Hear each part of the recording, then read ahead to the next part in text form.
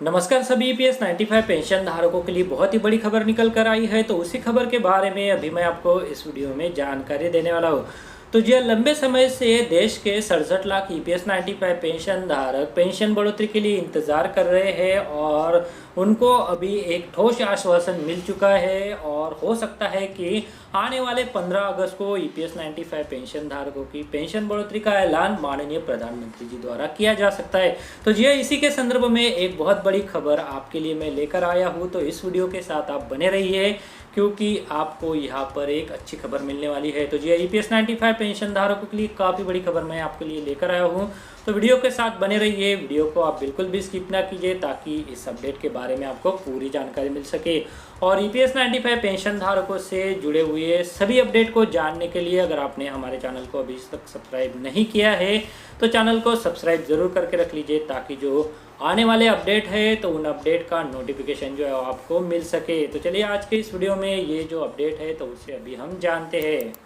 तो ये EPS 95 pension धारकों की पेंशन बढ़ोतरी के लिए राष्ट्रीय संघर्ष समिति का एक प्रतिनिधि मंडल 5 अगस्त 2021 को माननीय प्रधानमंत्री जी के साथ जो है वो मिला है। तो जी हम सभी जानते हैं कि इससे पहले माननीय सांसद श्रीमती हेमा मालिनी जी की अगुवाई में 4 मार्च 2020 को नैक के प्रतिनिधि मंडल की एक महत्वपूर्ण बैठक माननीय प्रधानमंत्री जी के साथ हुई थी। उस बैठक को लगभग अभी 1.5 साल हो चुके हैं और यहाँ पर कोई भी पेंशन बढ़ोतरी नहीं हुई थी। इसी को देखते हुए एक बार फिर से माननीय हेमा मालिनी जी की अगुवाई में ही माननीय प्रधानमंत्री जी के साथ 5 अगस्त 2021 को नैक के प्रतिनिधि मंडल की एक महत्वपूर्ण बैठक संपन्न हुई। इस बैठक में माननीय प्रधानमंत्री जी द्वारा नैक के प्रतिनिधि मंडल को यहाँ पर ठोस आश्वासन दिया गया है कि उनकी पेंशन बढ़ोतरी का जो काम है वो जल्द से जल्द किया जाएगा।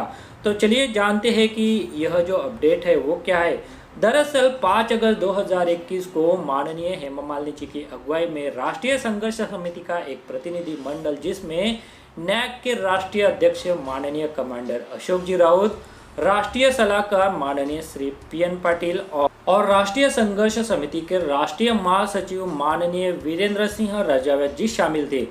इनके साथ माननीय हेमा मालिनी जी माननीय प्रधानमंत्री जी के साथ मिली और ईपीएस 95 पेंशन धारकों की जो पेंशन बढ़ोतरी है तो उसके लिए अपना समर्थन दर्शाया। तो जी हाँ, माननीय कमांडर अशोक जी राउत द्वारा ईपीएस 95 पेंशन धारकों को जो मिलने वाली पेंशन है तो उसे जो है वो बढ़ाने का जिक्र यहाँ पर माननीय प्रधानमंत्री जी से की गया और माननीय प्रधानमंत्री जी द्वारा ईपीएस 95 पेंशन धारकों की जो मुख्य मांगे हैं जिनमें ईपीएस 95 पेंशन धारकों की पेंशन को 7,500 रुपये किया जाए और उसे महंगाई भत्ते के साथ जोड़ा जाए। उसके बाद यहाँ पर ईपीएफओ द्वारा जो अंतरिम पत्र जारी किया गया था तो उसके हिसाब से उच्चतम न्यायालय के फैसले के अनुसार उच्चतम पेंशन का जो लाभ है वो दिया जाए। ईपीएस 95 पेंशन धारकों को फ्री में चिकित्सा सुविधाएं दिया जाए और जिन पेंशन धारकों को ईपीएस 95 पेंशन स्कीम में शामिल नहीं किया गया है तो उन्हें इस योजना में शामिल करके उनसे उचित योगदान लेकर उनको भी पेंशन का हक प्रदान किया जाए या फिर उन्हें मानवीय अधिकार पर न्यूनतम 5,000 रुपये की पेंशन दिया जाए। तो यह सारी मांगे जो है वो माननीय प्रधानमंत्री जी के समक्ष रखी गई और माननीय प्रधानमंत्री जी द्वारा माननीय कमांडर साहब से कहा गया कि इस विषय में हमारी चर्चा इससे पहले हो चुकी है और पेंशन बढ़ोतरी की जो प्रक्रिया है तो उसके लिए थोड़ा समय लगता है। इसकी वजह से पेंशन बढ़ोतरी का जो काम है वो अभी तक नहीं हुआ है, पर आप यहाँ पर निश्चिंत हो जाइए क्योंकि यहाँ पर जो पेंशन बढ़ोतरी का काम है वो यहाँ पर जल्द से जल्द किया जाएगा। ऐसा कहकर माननीय प्रधानमंत्री जी द्वारा माननीय कमांडर अशोक जी राउत राष्ट्रीय अध्यक्ष राष्ट्रीय संघर्ष समिति को एक ठोस आश्वासन दिया गया। उसके बाद माननीय प्रधानमंत्री जी द्वारा प्रधानमंत्री कार्यालय के राज्य मंत्री माननीय श्री डॉक्टर जितेंद्र सिंह जी को निर्देशित किया गया कि इनकी जो समस्या है तो उसके ऊपर उचित समाधान किया जाए। उसके बाद माननीय जितेंद्र सिंह जी के साथ माननीय हेमा मालिनी जी की अगुवाई में फिर से एक बैठक हुई। उसमें फिर से ईपीएस 95 पेंशन धारकों की जो मांगे हैं तो उनके संदर्भ में चर्चा की गई और यह चर्चा खत्म होने के बाद माननीय जितेंद्र सिंह जी द्वारा नैक का जो प्रतिनिधि मंडल है तो उसकी यहाँ पर बैठक जो है वो माननीय वित्त मंत्री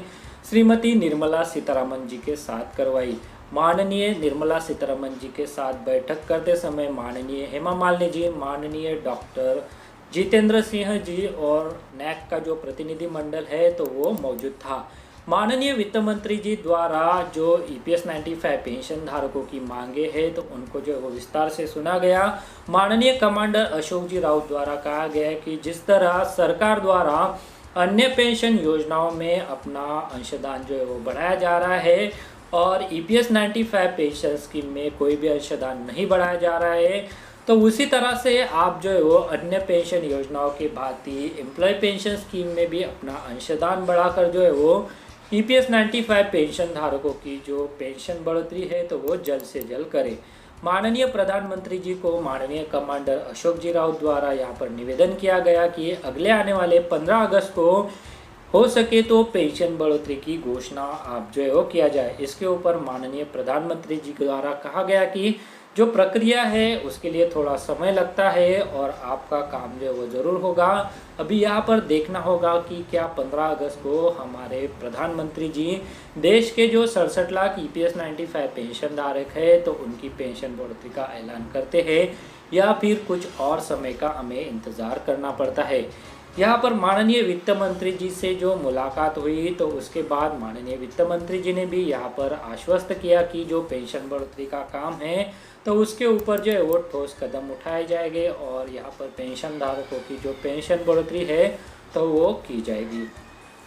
तो जी यहाँ पर EPS 95 पेंशन धारकों के लिए काफ़ी बड़ी खबर निकल कर आई थी, क्योंकि 5 अगस्त 2021 को माननीय प्रधानमंत्री जी, माननीय डॉक्टर जितेंद्र सिंह जी और माननीय वित्त मंत्री श्रीमती निर्मला सीतारमण जी के साथ NSC का जो प्रतिनिधि मंडल है तो उस प्रतिनिधि मंडल की महत्वपूर्ण बैठक माननीय हेमा मालिनी जी सांसद मथुरा की अगुवाई में हुई है। तो जी EPS 95 पेंशन धारकों को इस बैठक के बारे में मुझे जानकारी देनी थी और माननीय हेमा मालिनी जी द्वारा EPS 95 पेंशन धारकों की पेंशन बढ़ोतरी के लिए ये जो लगातार प्रयास किए जा रहे हैं तो उन सभी के लिए मैं देश के 67 लाख EPS 95 पेंशन धारकों की ओर से उनका धन्यवाद करना चाहूँगा। साथ ही EPS 95 राष्ट्रीय संघर्ष समिति के प्रतिनिधि मंडल को भी यहाँ पर मैं धन्यवाद देना चाहूँगा कि उनके द्वारा EPS 95 पेंशन बढ़ोतरी के लिए लगातार प्रयास किए जा रहे हैं, क्योंकि यहाँ पर सभी जानते हैं कि EPS 95 pension scheme employ provident fund द्वारा मैनेज की जाती है और जो कर्मचारी सेवानिवृत्त हो जाते हैं तो उनको EPF में जो जमा राशि है तो वो दी जाती है। उसके बाद जो एलिजिबल कर्मचारी है तो उनको भी EPS 95 पेंशन स्कीम के तहत पेंशन का भुगतान किया जाता है। तो जी यहाँ पर जो मौजूदा समय में कर्मचारी है तो उनको भी अगले आने वाले समय में अगर यहाँ पर पेंशन में बढ़ोतरी की जाती है तो उसका लाभ जो है वो मिलेगा। अन्यथा आपको भी यहाँ पर ये जो न्यूनतम पेंशन अभी 1000 रुपये घोषित की गई है तो उसके हिसाब से ही पेंशन लेनी होगी और अगर आप और 10-20 साल के बाद सेवानिवृत्त होंगे तो ये 1000 रुपये की वैल्यू तब क्या होगी आप खुद ही विचार कर सकते हैं। इसके लिए यहाँ पर हमें नैक को जो है वो समर्थन करना होगा। EPS 95 पेंशन स्कीम में संशोधन के लिए सरकार को भी यहाँ पर निवेदन देना होगा, क्योंकि यहाँ पर यह मामला ना केवल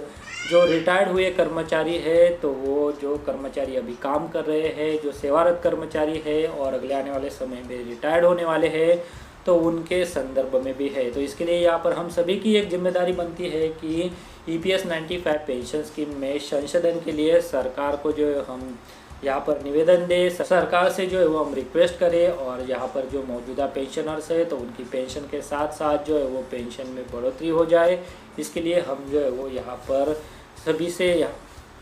इसके लिए हम जो है वो यहाँ पर नैक को जो है वो सपोर्ट भी करते हैं। तो चलिए आज के इस वीडियो में EPS 95 पेंशन धारकों के लिए ये जो अपडेट था तो उसी अपडेट के बारे में अभी मैंने आपको इस वीडियो में जानकारी दी। वीडियो में दी गई जानकारी अगर आपको अच्छी लगी तो वीडियो को लाइक ज़रूर करते चलिएगा और अगर आपने अभी तक हमारे चैनल को अभी तक सब्सक्राइब नहीं किया है तो चैनल को सब्सक्राइब जरूर करके रख लीजिए, क्योंकि आगे आने वाले समय में हो सकता है कि अभी ये जो बैठक संपन्न हुई तो उसके ऊपर जो विचार किया जाए और आपकी पेंशन बढ़ोतरी के ऊपर जल्द से जल्द ऐलान किया जाए तो उसके बारे में आपको जो खबर आएगी तो उसके बारे में पता चल सके। इसके लिए आप चैनल को सब्सक्राइब ज़रूर करके रख लीजिए। सब्सक्राइब करना आपके लिए फ्री है, चार्ज देने की ज़रूरत नहीं है, केवल रेड बटन पर आपको क्लिक करना है क्लिक करने के बाद जो आप चैनल को सब्सक्राइब कर लेंगे और जब भी हम कोई आपसे संबंधित वीडियो अपलोड करेंगे तो उसका नोटिफिकेशन जो है आपको मिल जाएगा। तो चलिए आज के इस वीडियो में बस इतना ही। आगे भी ऐसे ही इन्फॉर्मेटिव वीडियो हम आपके लिए लेते आते रहेंगे। तब तक के लिए आप सभी को मेरा नमस्कार।